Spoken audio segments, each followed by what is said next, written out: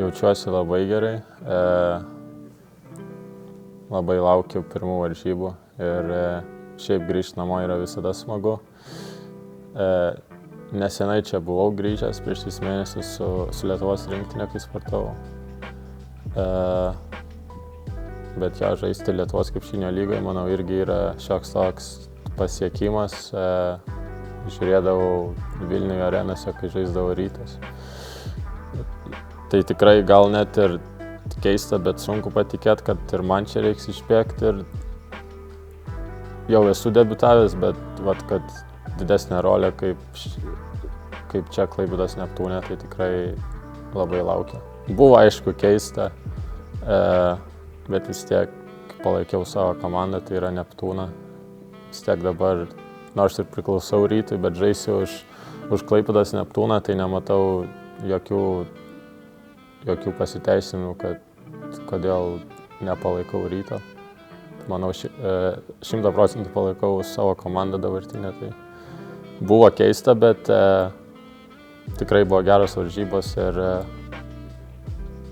norėjau, kad Rytas pralaimėtų.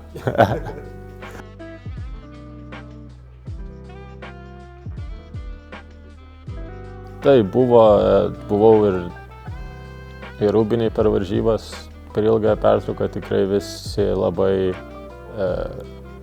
šiltai priėmė.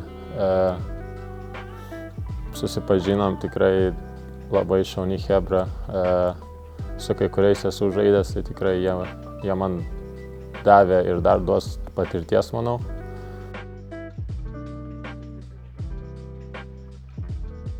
Tai manau vis tiek Amerikoje ir koledže visai kitas stilius, kitos taisyklės.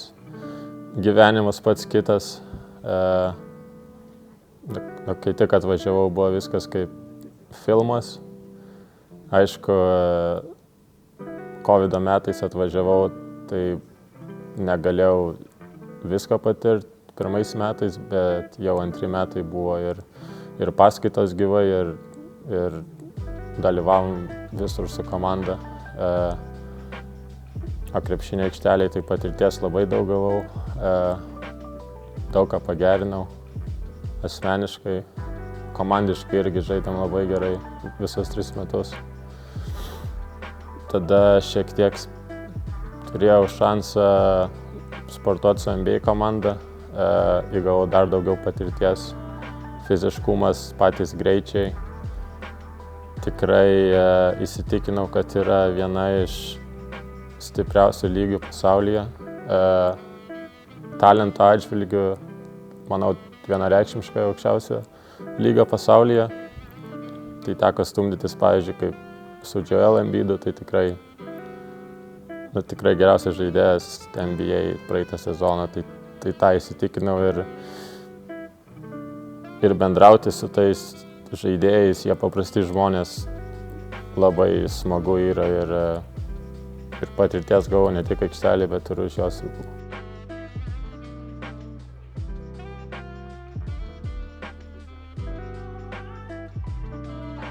Taip, aišku, tai manau, kiekvienas jaunas krepšininkas apie tai svajoja. Tai yra pasiekiama, bet labai sunkiai, turi dirbti. Įsitikinau Amerikoje, kad visi dirba individualiai po prieš treniruotės.